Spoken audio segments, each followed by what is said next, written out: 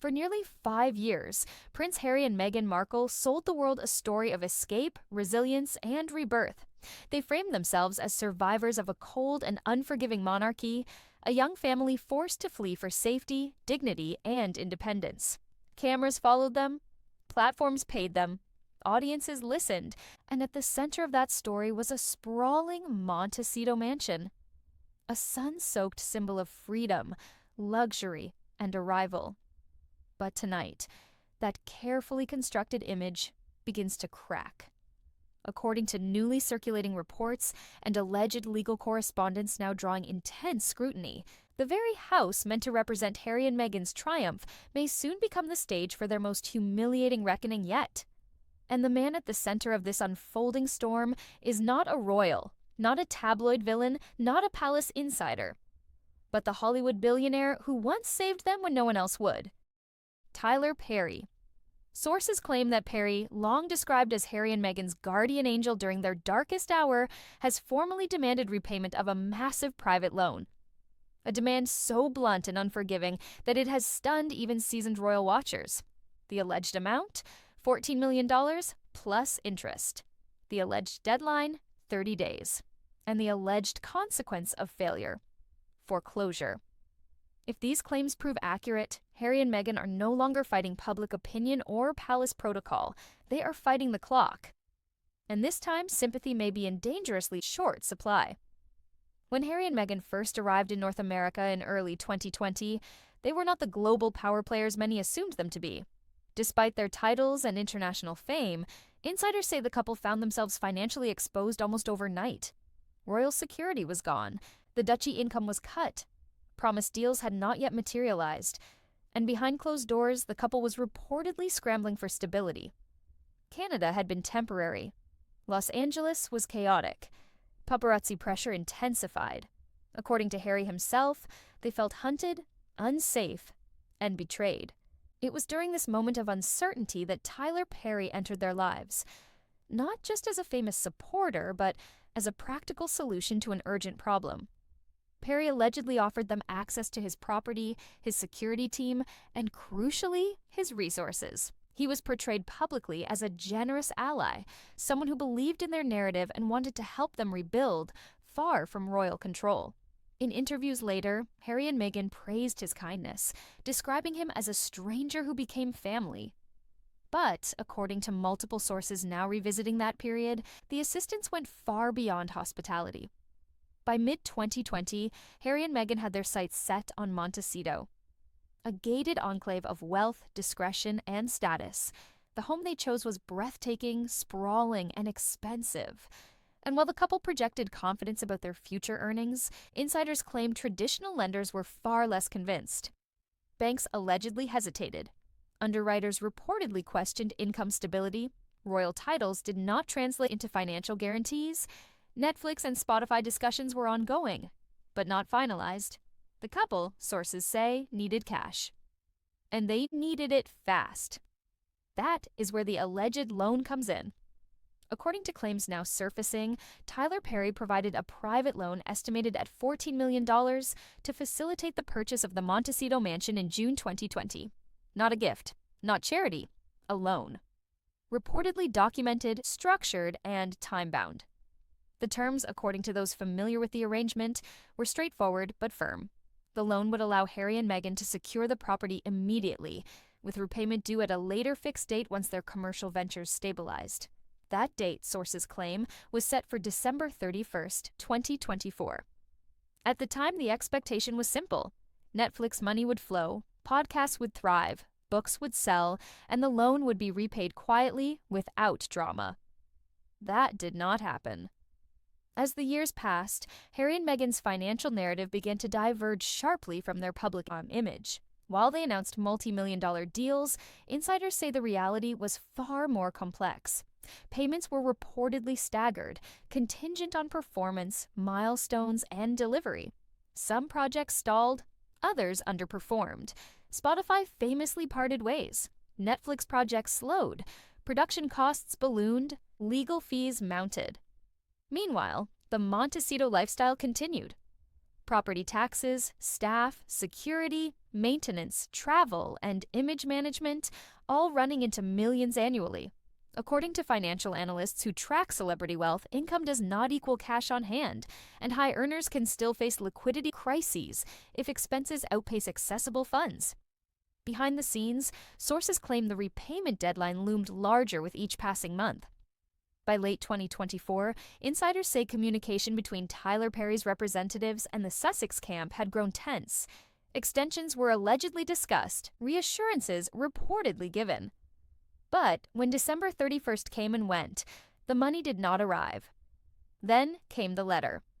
According to reports now circulating online, Perry's attorneys issued a formal demand notice dated January 15, 2025. The tone, sources say, was professional but uncompromising. The loan was officially in default. Interest had accrued. The total amount due was now allegedly $16.2 million. Harry and Meghan were given 30 days. Pay in full, or face foreclosure proceedings. No public statements, no media spin, just legal process. The shockwaves from that alleged demand were immediate. Insiders claim Harry was blindsided, believing a renegotiation or quiet extension was still possible. Meghan, sources say, viewed the move as a betrayal. Not just financial, but personal.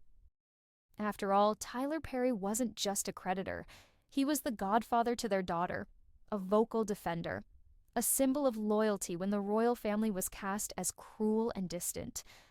So why would he do this? Those close to Perry suggest a very different narrative. According to them, the actor-producer had grown increasingly uncomfortable with the situation.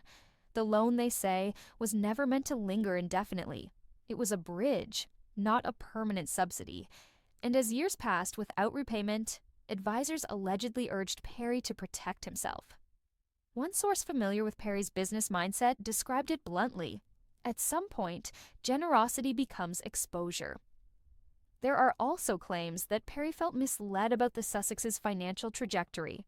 Projects that were supposed to generate immediate returns fizzled. Public sympathy waned.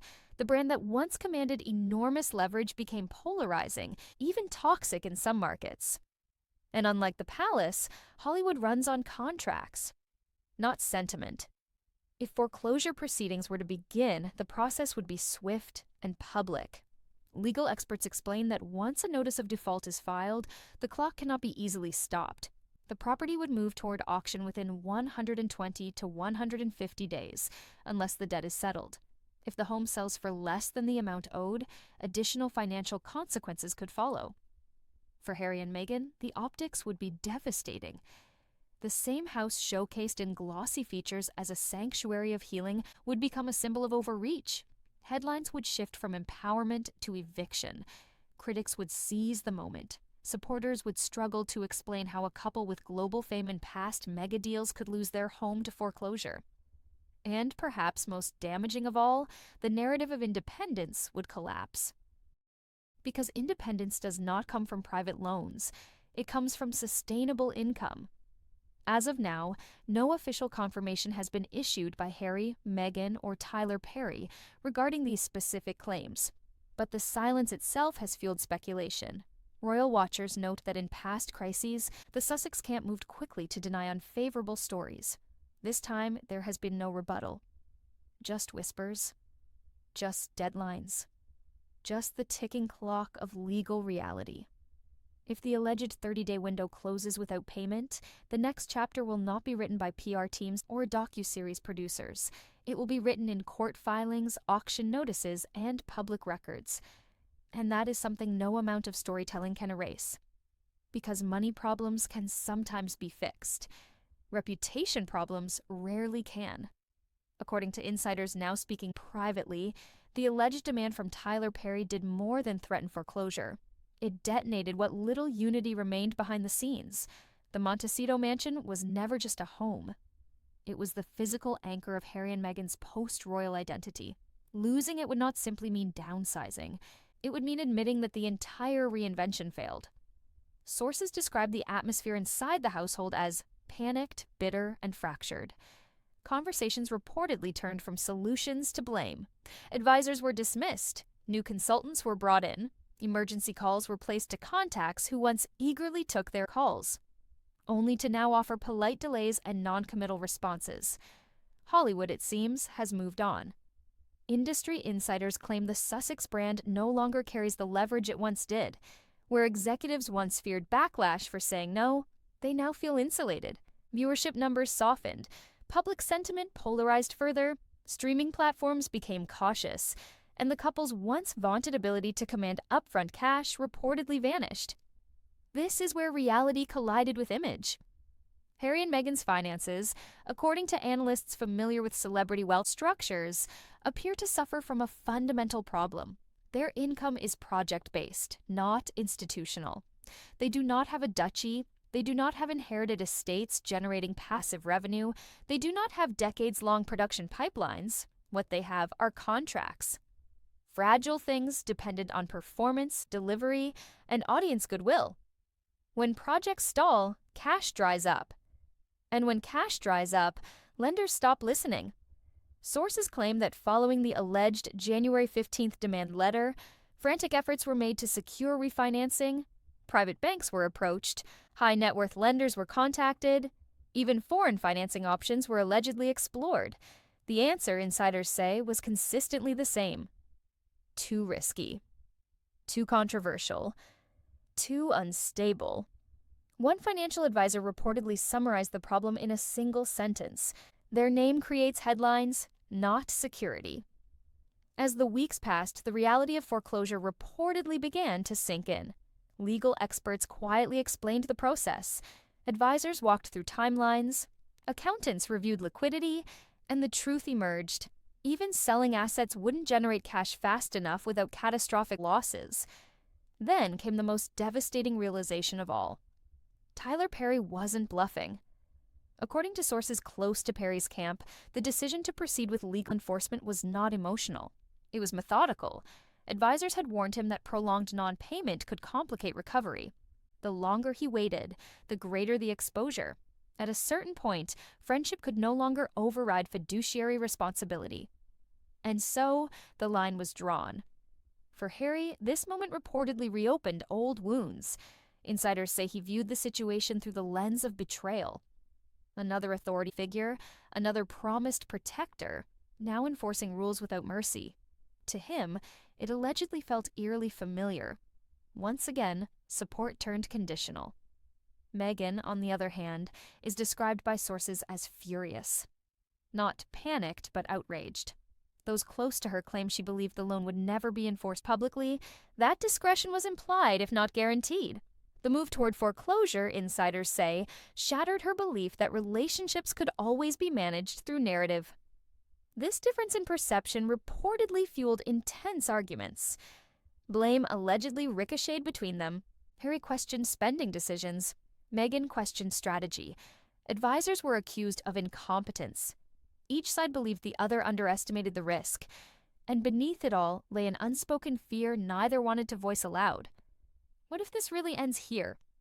Because foreclosure is not just financial, it is symbolic. If the Montecito home goes to auction, every detail becomes public record. Loan amounts, dates, defaults, the image of careful curation collapses.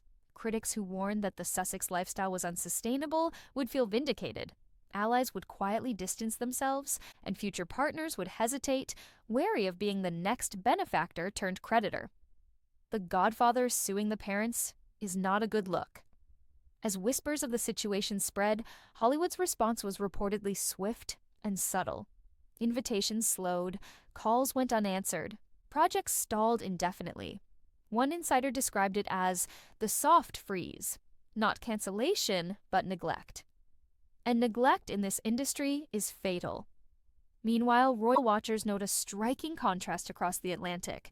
While Harry and Meghan allegedly face financial freefall, the royal family continues, unmoved.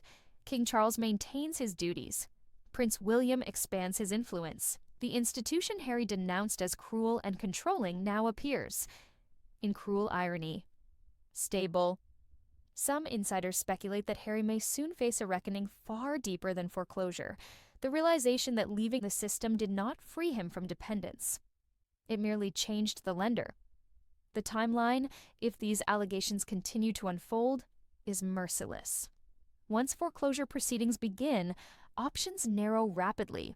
Selling the property before auction would require price reductions. Quiet settlements would still require massive liquidity. Public sympathy campaigns could backfire, reminding audiences of past contradictions. And there is one final, devastating possibility insiders whisper but rarely say aloud. What if Tyler Perry wins? What if the house sells? What if the debt is recovered? What if Harry and Meghan are forced to relocate? Quietly, abruptly, without ceremony? The myth of Montecito would die overnight. No Oprah interviews. No glossy spreads. No carefully staged garden shots. Just another celebrity couple downsizing after overestimating their leverage. As of now, no official confirmations have been issued. Silence remains the chosen strategy, but silence does not stop legal clocks. Silence does not stop foreclosure filings. And silence does not stop public interpretation. If this situation reaches court, it will no longer be a story Harry and Meghan control. It will be a story told in documents. And documents do not care about feelings. They care about deadlines. They care about signatures. They care about money. The final irony is impossible to ignore. Harry and Meghan left the royal family to escape what they described as a system that trapped them, controlled them, and demanded loyalty in exchange for security. Now, according to these allegations, they face losing everything because of private system. One without titles, courtiers, or tradition. Simply demands repayment. No empathy, no exemptions, no fairy tale endings, just consequences.